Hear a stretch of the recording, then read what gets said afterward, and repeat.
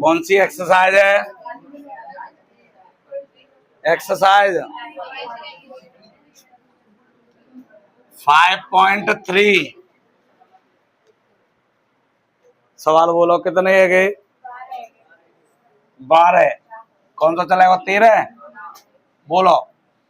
समांतर श्रेणी के पी पदों का योगफल ज्ञात कीजिए। समांतर श्रेणी के पी पदों का योगफल ज्ञात करना है। एस पी पदों का योगफल एन होता है तो एस एन लिखते हैं। पी कह दिए तो एस पी लिख देंगे। 8 कहते हो तो एस 8 लिखते। समझ गए ना?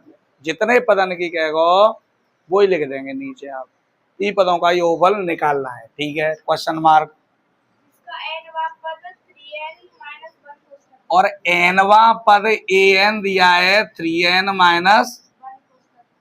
1। हाँ ठीक है। एनवा पद दिया है, पी पदों का योगफल ज्ञात करना है। तो एनवा पद दिया है, जब तक आपके पास श्रेणी नहीं हो। देखो आप जानते हो एन पदों के योगफल का फॉर्मूला क्या होता है?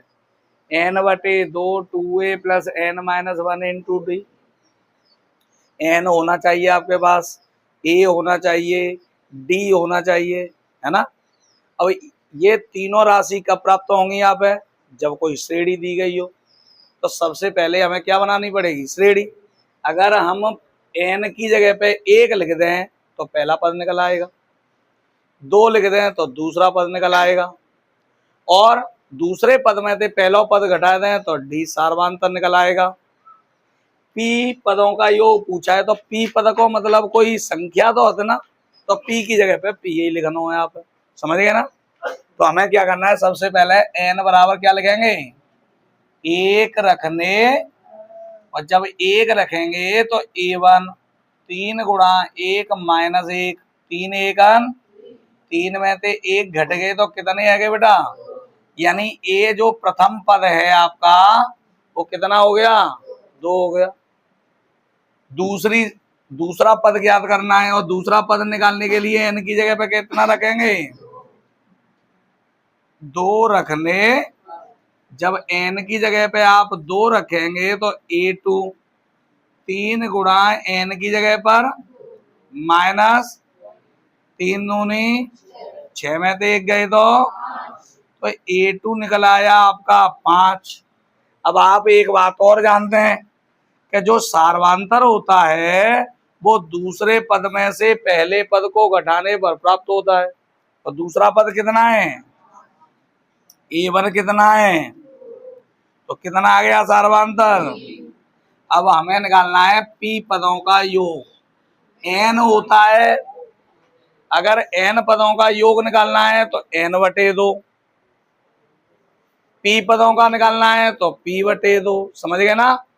तो p/2 साथ में 2a + n की जगह पर -1 इंटू एन की जगह पे p लगाएंगे तो p ही रखेंगे बेटा, माइनस को प्लस थोड़ी कर देंगे। ठीक है?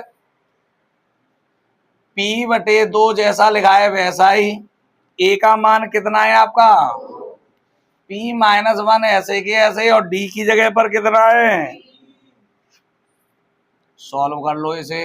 p/2 2 दूनी 4, 3 का p में करेंगे 3p, और 3 1 तो p/2 4, और 4 में से 3 घट गए प्लस 3p।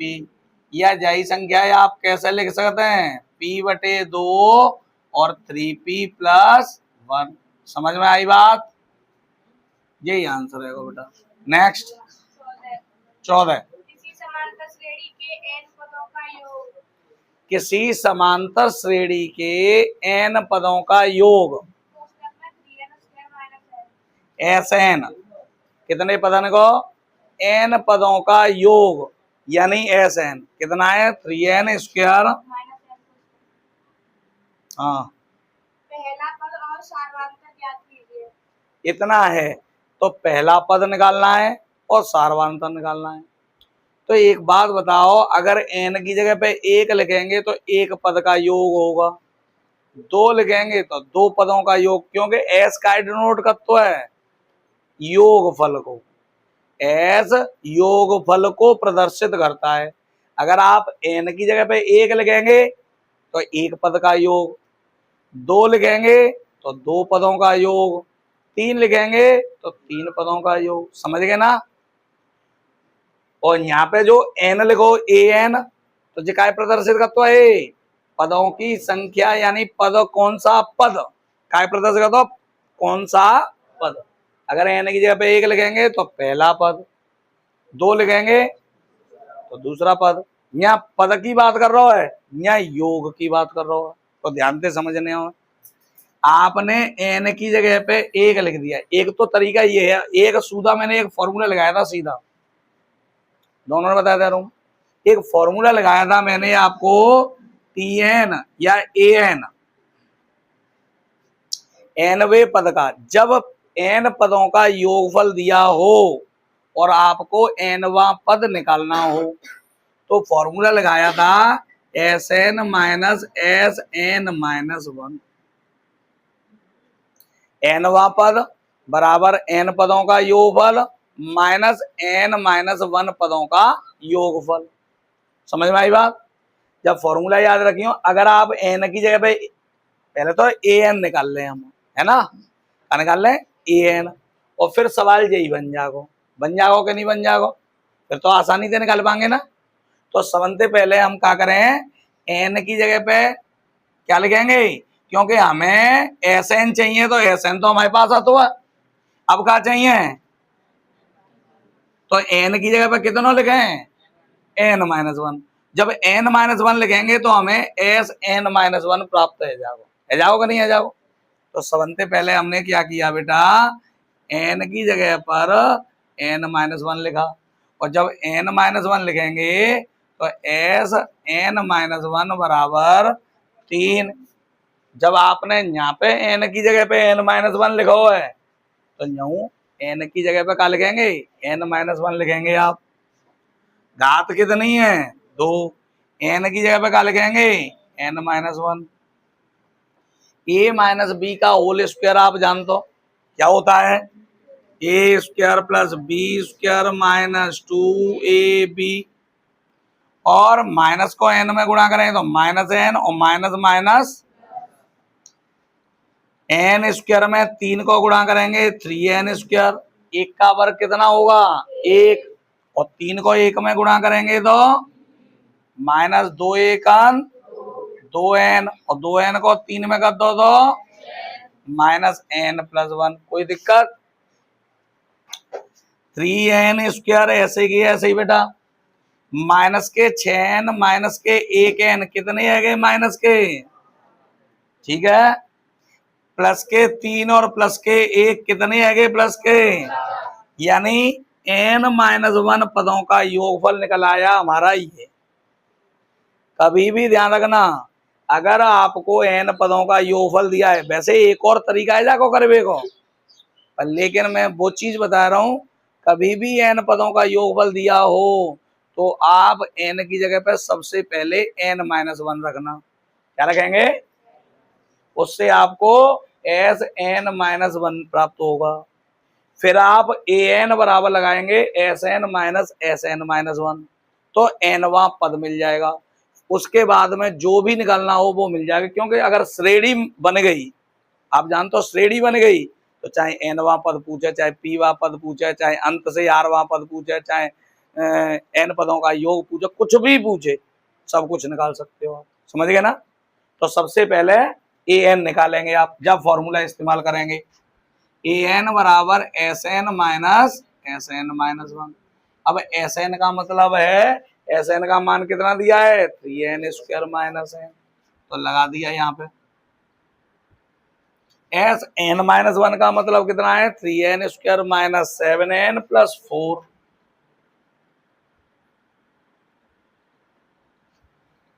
ये हो गया आपका three n square minus n, minus का गुणा करेंगे तो minus three n square minus minus क्या हो गया सेवन एन, और माइनस का प्लस में करेंगे तो माइनस के थ्री एन स्क्वायर से प्लस के three n square cancel, plus 7n में से माइनस का n कम हो गया तो कितने बच्चे बेटा 6n माइनस के 4। तो nवां पद निकल आया आपका। अब n की जगह पर अगर 1 लिख देंगे तो पहला पद मिल जाएगा आपको, 2 लिख देंगे दूसरा पद मिल जाएगा, 3 लिख देंगे तीसरा पद मिल जाएगा। पूछा क्या है बेटा इसमें? पहला पद a निकालना है, सार्वधातुक d निकालना है। तो पहले पद के लिए n की जगह पर कितना लिखना है? 1 लिख दो आप। n बराबर 1 रखने, जब 1 रखेंगे तो a1 6 इंटू एन की जगह पे 1, 6 6 में थे 4 घट गए, कितने बच गए बेटा? चाहे तो a1 कह लो और जाइते हम पहला पद a कहते हैं, यही तो कहते हैं। अच्छा दूसरी बात सार्वधातुक निकालना है। सार्वधातुक जब प्राप्त होता है जब दूसरे पद में से पहला पद घटा देते हैं, तो दूसरा पद भी ज्ञात होना चाहिए कि नहीं?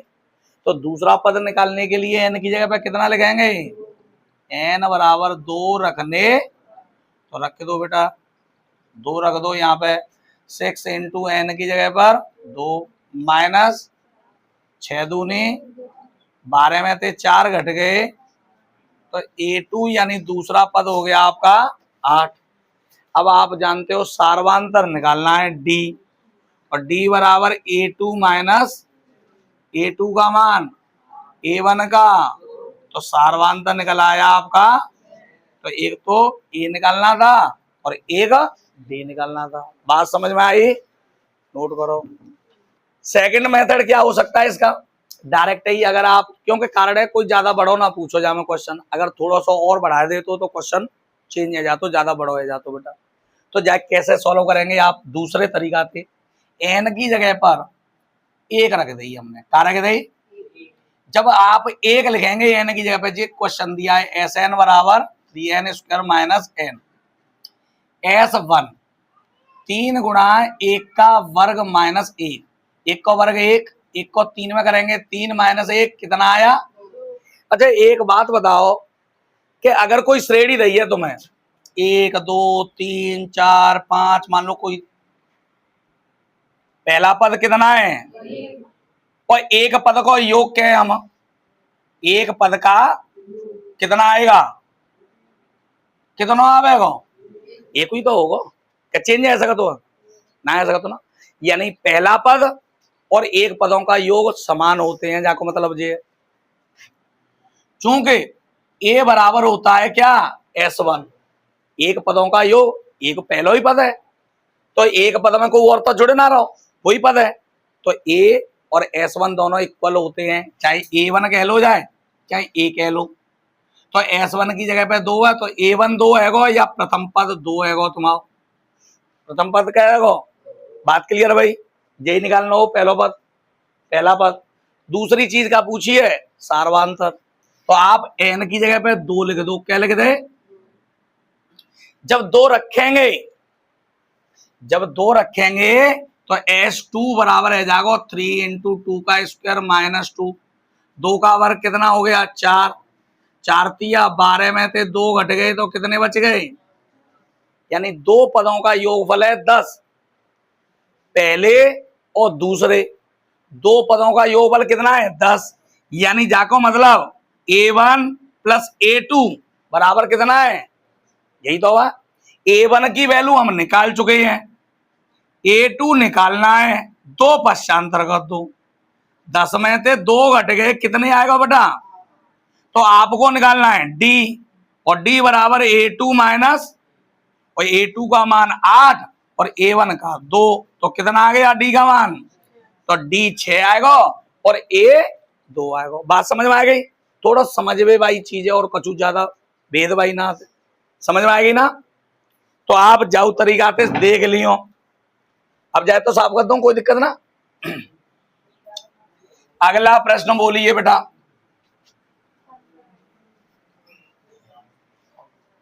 ये 14 का सेकंड पार्ट है बेटा, सेकंड मेथड। आप ऐसे भी कर सकते हैं। 15 बोलिए। यदि एक समांतर श्रेणी के प्रथम 8 पदों का योग 64 हो। प्रथम 8 पदों का योग योगफल करते हैं कायदे एस से, कायदे करते हैं बेटा। और 8 की बात करिए तो 8 को कितना है 64। अब 8 पदों के योगफल का फॉर्मूला तो आप जानते हैं ना, n पदों का, तो n/2, n की जगह पर कितना लिखा है, क्लियर।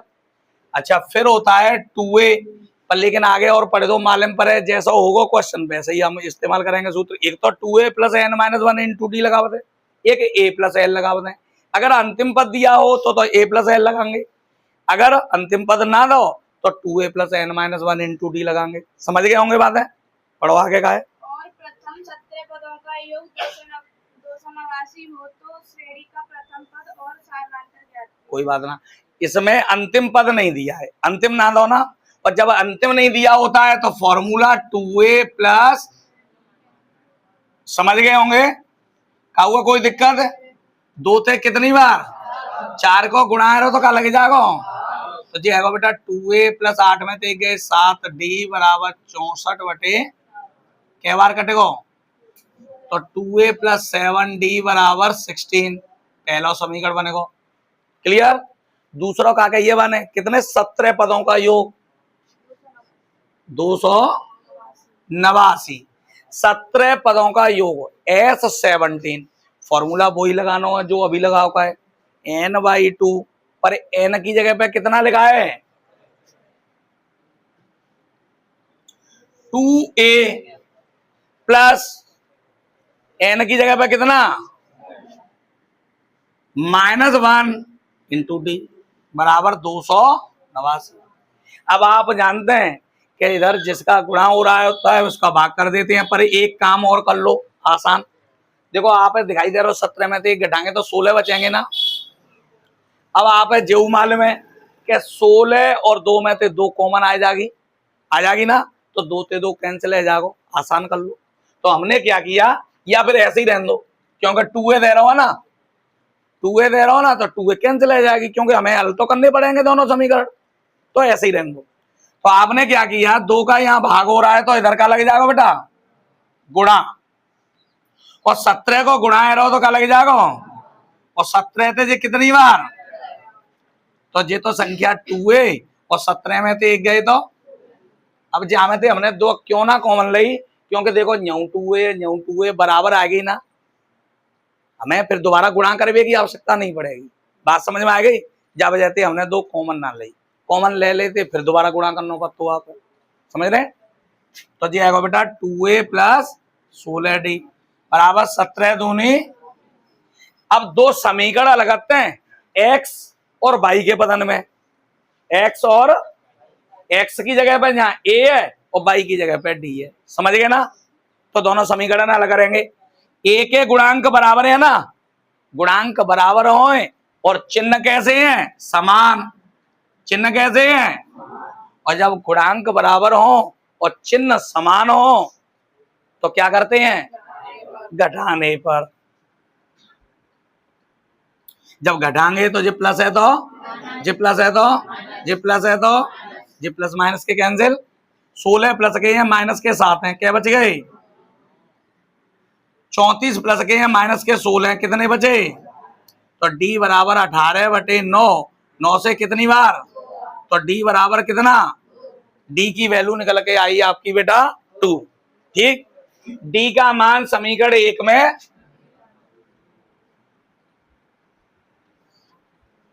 जब 1 में रखेंगे तो 2a + 7 और d की जगह पे वैल्यू कितनी है बेटा, तो 2 रख दो बराबर, तो 2a 7 दूनी कितने आ गए, और 14 प्लस के हैं पश्चांतर कर दे, तो कितने बचे 2a बराबर, तो a बराबर 2/2, यानी कितना आया, आपको निकालना क्या है, क्या पूछा है इसमें, प्रथम पद और सारवांतर ज्ञात। प्रथम पद पूछा है, प्रथम पद ही है जे, सारवांतर पूछा है, सारवांतर ही है जे, दोनों निकालने। नेक्स्ट बोलिए, हाँ 54, 51, 48, 54, 51, 48 के कितने पद लिए जाएं कि योगफल 553 हो। कितने पद, अब पदन की ना कही का जो तो कितने पद आ जाए तो n मान लेते हैं हम अपनी तरफ से। कितना मान लेते हैं? माना n पद लिए जाए, माना n पद लिए जाए और योगफल कितना हो जाए? 553 हो जाए, 513 हो जाए n पदों का योगफल। क्लियर? पहला पद कितना है? सार्वांतर कैसे निकालते हैं? 51 में से कितने घटा देंगे? याद है क्या? भूल गए क्या? फिर पिटाई लगानी पड़ेगी कल की तरह। याद है ना? कितने बचे? माइनस के 3। अब फॉर्मूला SN का जानते हो आप, क्या होता है? n/2 2a प्लस बराबर 500। याद है ना? n की वैल्यू निकालनी है आपको। 2 इंटू a का मान, n का मान निकालना है, d का मान।